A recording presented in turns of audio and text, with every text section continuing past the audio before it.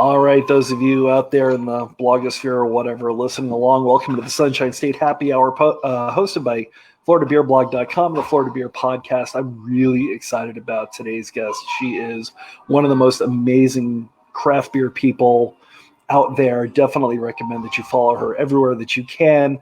Chalonda White, the Afro Beer Chick. Thank you so much for coming on the show. Oh, thank you so much for having me. I appreciate it.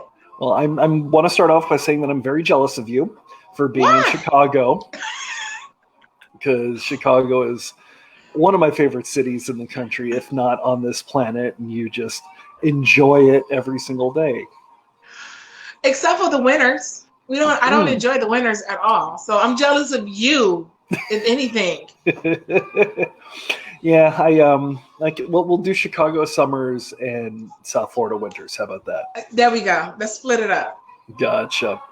Are you drinking anything today, or? I am. I'm drinking to my last Saint Laurent Terradome. Oh, what's that? It is a double dry hop IPA. Oh, nice. You're going a lot more face melty than I am. I'm actually in one of my last dry hopped with Saz Little Spill Pills from Wren House Brewing in Phoenix. Ooh.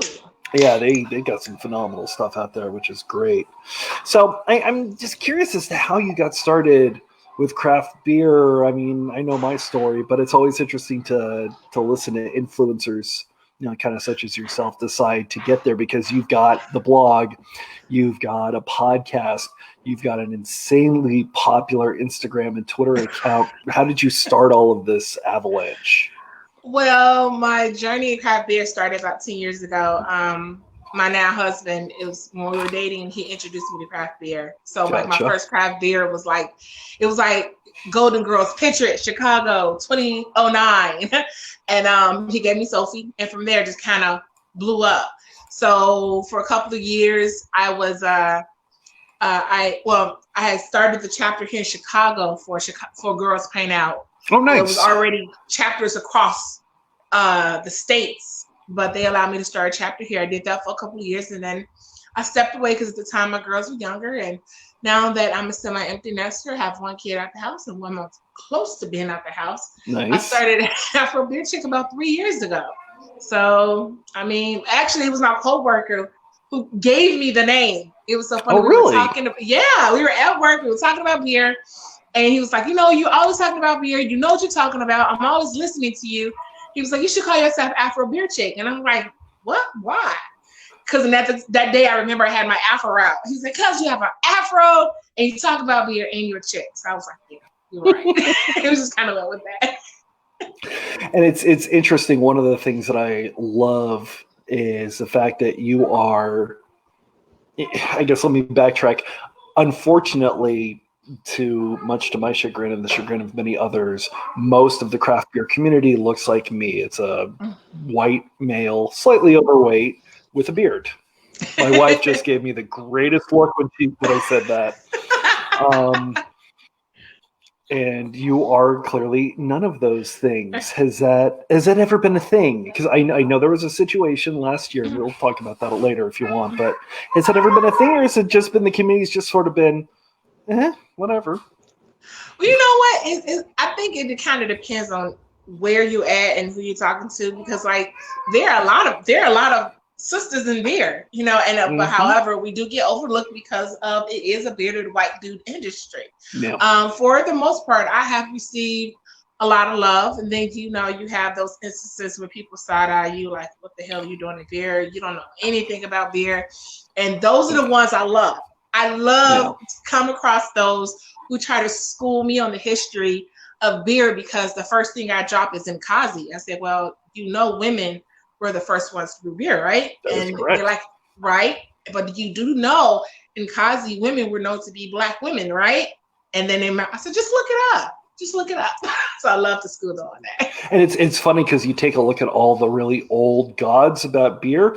They're not gods. They're always goddesses. Yes, and I exactly. love that, and it's interesting. So I guess because I juggle multiple avenues myself, Do you find yourself favoring one over the other?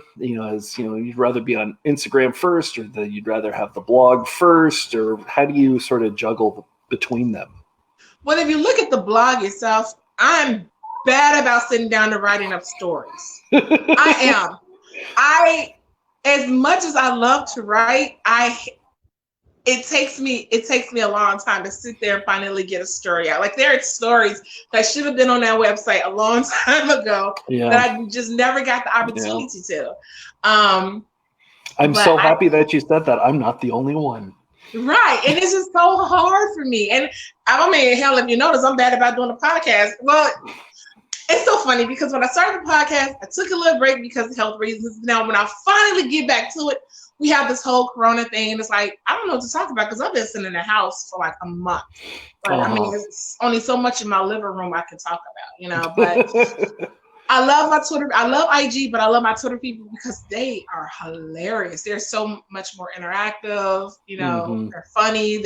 We share stories. We talk about kids. We talk about pets on top of beer. So, yeah. So, speaking of the coronavirus, who is at home with you? What has that been like? Because I know I stumbled across one of your live Instagram chats not too long ago, and I've realized, especially for a lot of the people that I follow, about 7:00 p.m. you can go on and somebody is doing something where you never really saw that before. Man, I have. If you've been following me on Twitter, as much as I love my 15-year-old, I love her to death, but she's right now like a toddler in a sense because she's always up under me. And that's a great thing because I know a lot of people like, oh my God, my 15-year-old don't want anything to do with me. That's great. But I think what happens is we're quarantined. It's like, okay, I need a little bit of space. And then I have, then we got the puppy, and it's like, man, it's like, he's so. I think everybody in this house is about to go crazy. Like, we all just kind of want to be out, and I don't know. I'm over it. I'm over being quarantined. Gosh, I'm sure. I'm sure. How has the Chicago craft beer community been acting towards this? Has there been a lot of closures permanently, or a lot of people that are concerned? I'm assuming that most of them are going package only, even if they may not be allowed to. I haven't heard about any permanent closings, but I know a lot of breweries have been doing curbside, which has been great, like where you're able to order online and then you can go and pick it up in and out. Or I know a lot of bottle shops have been doing deliveries within certain area codes. Okay. So far, and I've been trying to support as much as possible. Because I have to go into the office like once a week. So like after I'm clocked out, I'll go and make my little runs and then go home.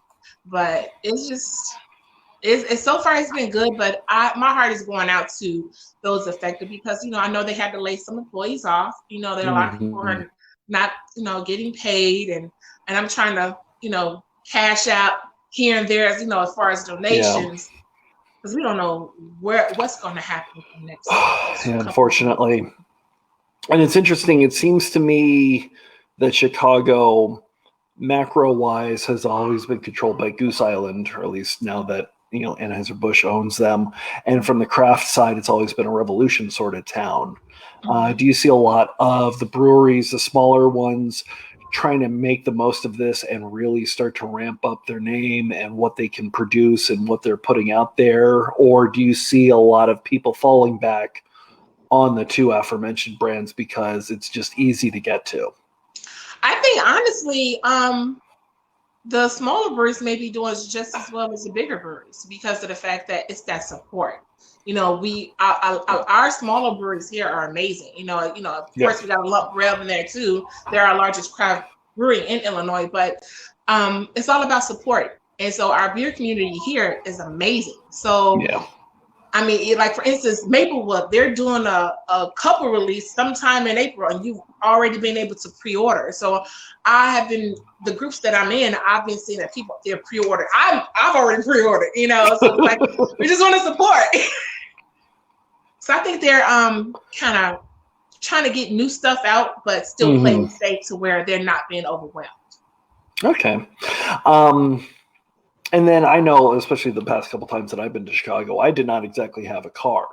So if you don't have a car and you're just on the trains, what is that like? Can you even get around at all?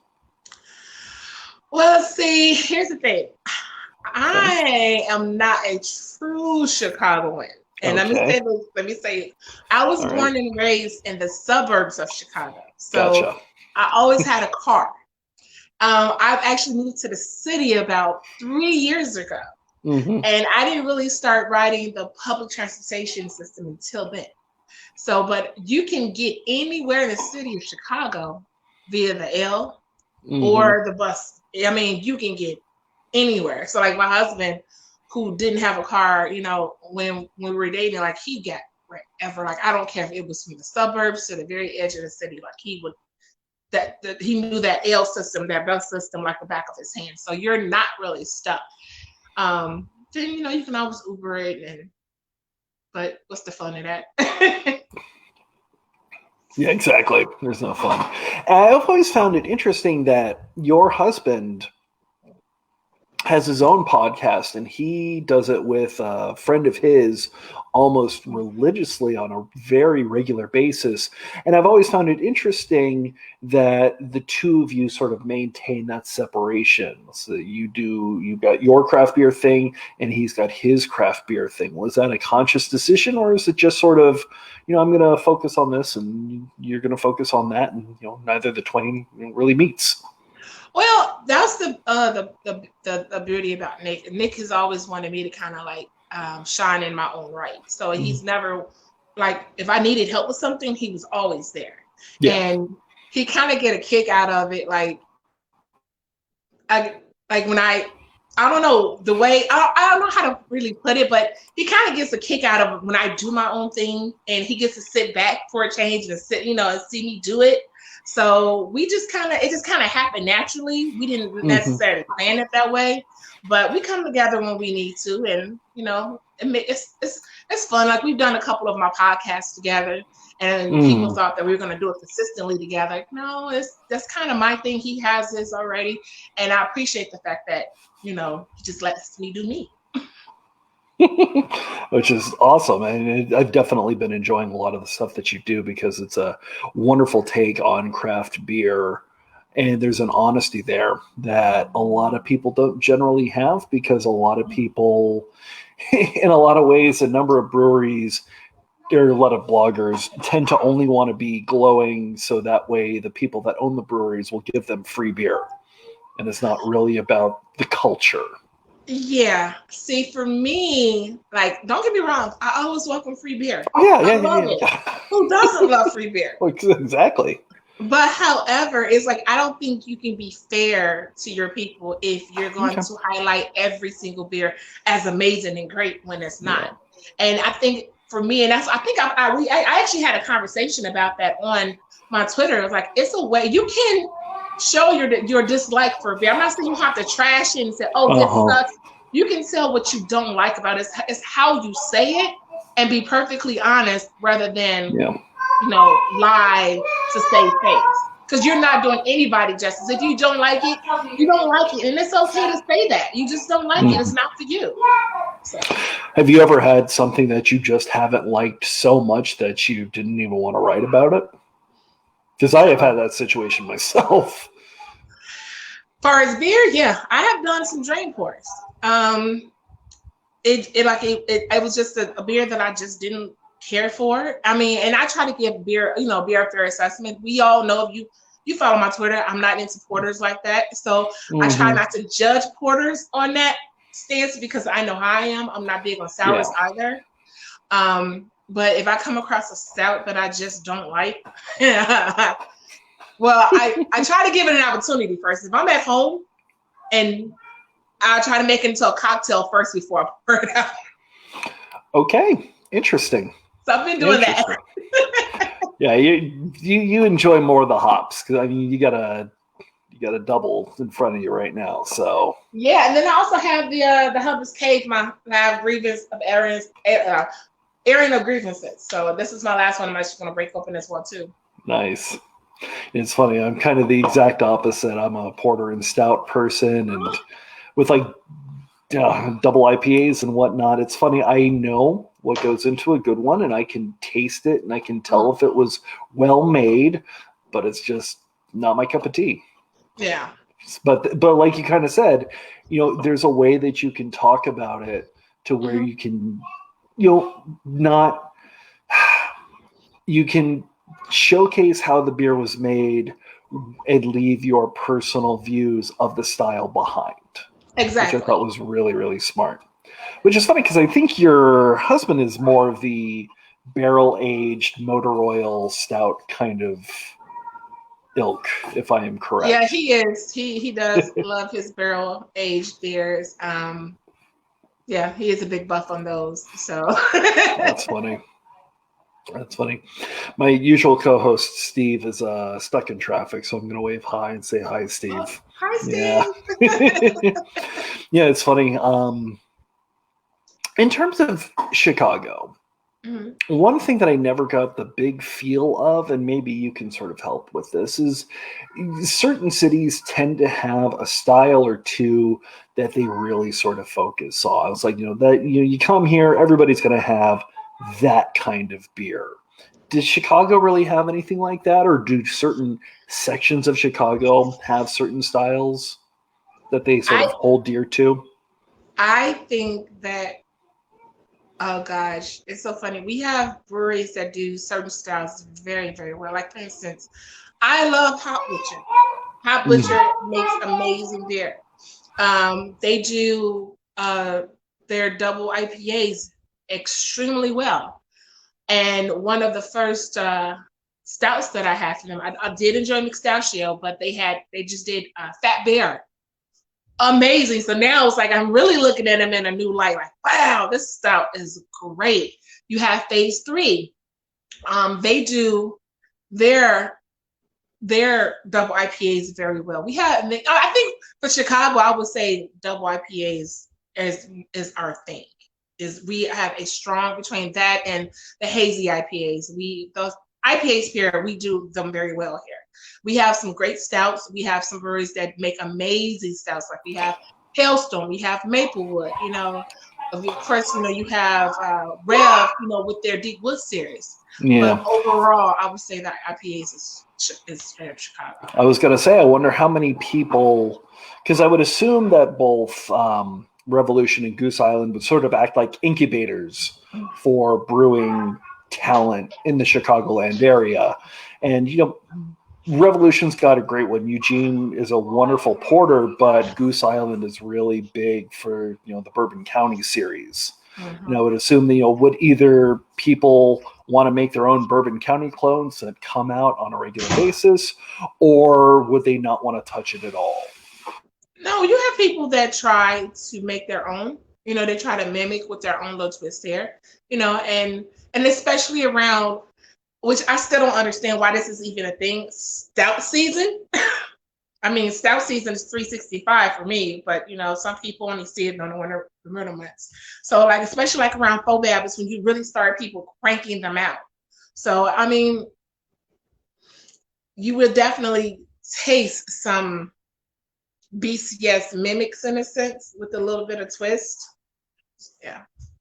Interesting. That's funny. So one of the other things that you mentioned, I'm going to shift gears ever so slightly, is Girls Pint Out. And that you're the chapter head.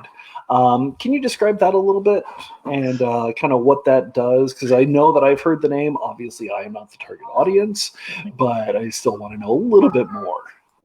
Well, Girls Pint Out was started in Indianapolis, Indiana by Tamir Mullins and Megan. And it basically was just like a all women's craft beer group. And they had chapters across the states. Like, oh my God, now it's just so many cities. I know both ladies have since stepped back and someone else has taken over. I'm not exactly sure who, but basically it was just a way for women to get together and have these events and enjoy good beer without being so much as intimidated by a male presence to make, because sometimes when you're trying to talk to men about a beer, they can talk down to you as if you don't know what you're talking about. Like I've had that to happen to me so many times. So you have had to deal with mansplaining more than once? Oh yeah. Like I've gone to the bar to order before I can even order. And I'm sitting at the bar by myself, getting ready to order maybe an IPA on the menu. And I'll have somebody say, oh, you'll like this because it has fruit in it. Like, why would I want this? This is that type. And I have to break it down and leave them looking crazy. And I'm order whatever it is I was going to order. Oh. Have you, since you've been in craft beer for the past couple of years, have you seen that decrease? Or is it at certain locations that you go to? I'm always going to get mansplained when I go here, but never when I go there. I think for the most part, it happens when you're there. Like certain places when you're by yourself, it could be maybe just like a beer bar, and people look at you like, what is she ordering? Like especially when I come around hop slam season, like, oh, that's too bitter. Why are you ordering that? Because it's fucking amazing. Why not? I will ask why you're ordering that, but that's only because I don't like that kind of beer. So that's just me. I mean, completely so you different. have to lead with that, though. Yeah, exactly. And obviously, last year you had sort of a knucklehead messaging you, which ended up creating one of the most amazing displays of diversity in an industry that I have ever seen before. Do you see diversity really starting to ramp up a little bit? I was actually very happy because on my last trip to Chicago, there were a lot of breweries where I went to where the brewing staff or the head brewers were African American. And you go down to Miami and there's a lot of Hispanic brewers down there, but for the most part, everywhere you can pretty well tell they're going to look sort of like me. For the most part, do you see that finally starting to change? I see the conversations being had. There's still a lot of unfortunate stories that are happening still. So we still have a ways to go. For the most part, like I said, over the last couple of years, I've seen a growth, and especially in Black women in beer. So like when I come across Celeste, and of Harlem Brewing, and then oh God, what is the owner name of Rhythm Brewing? It just amazes me like how far we've come. I've said it before, when I started Afro Beer Chick like 3 years ago, at the time I was looking for Black-owned breweries, and at the time it was only 6, and now we're like over 50 plus. So there is some growth. There also is a lot of changes that still need to be made because, we still have some unfortunate situations going on, but, hopefully we'll get there. It's not going to happen overnight. Excellent. And I know that you were invited by the Fort Lauderdale chapter president of Girls Pine Out to the Female Beer Fest, which is down here, which I think is I was looking forward to it quite a bit, and obviously canceled for obvious reasons, but having a festival that is getting so much traction for celebrating only the women in craft beer is just, I think, very well deserved. And just something I'm excited for. And hopefully you'll be able to come down for one of those. That'd be nice. I am looking. I'm so disappointed because for a change, I actually had the freedom to travel a little bit more this year, and I was ready for it. Like I was so ready for Fresh Fest, and that doesn't look like that's gonna happen. I was supposed to be in St. Louis with Libby Kreider of Second Shift. That didn't happen. Like man, this is so not fair. Throw 2020 away. I'm just throw it away. Yeah, we can we just mulligan this entire year? Yes. Yes. So I will ask a question for you since we are dealing with this, and I'm curious as to what you think. Because obviously the craft beer community has had to make a lot of changes just to survive right now. This is not normal. This will go away eventually, but this is our normal for the time being. Do you see anybody that has made any changes? That's a great sound. That's a great sound. Do you see anybody that has made changes or trends of changes that you think people are going to love so much that once we get back to business as usual, those changes are going to stay? Online beer releases. Without hesitation. Online. Now, don't get me wrong. During the summer months, when it's beautiful outside, I'm all for the fun of standing in line and sharing beers with strangers and talking shit. But when it's cold and it's especially Chicago weather, I do not want to stand in line at that point. So I hope that they keep pre-sales online beer releases going. That's something I share as well. There's something about being able to purchase something online, have the crowlers pre-filled, and just walk in and kind of like Panera Bread, just grab it and walk right out. Yes, I hope they keep that trend going. I really do enjoy that. Absolutely. Chalonda, thank you so much. This has been something I've been actually looking forward to for a couple of weeks now because I am such a big fan of yours, and I'm very happy. And yeah, just keep up what you're doing. I appreciate it. And hopefully we'll be able to get out and actually meet face to face without fear of a mask or anything sometime soon. Thank you. For those of you watching, obviously, make sure to check her out. She's at Afro Beer Chick on all the Insta Twitter thingies. I don't know. We're on FloridaBeerBlog.com, Florida Beer Podcast, and thank you for joining us. Have a good holiday weekend if that's what you're celebrating, and we will see you back here on Monday. Drink Florida Craft and have a great day in Chicago. Chicago as well. Hey, Chicago. Bye.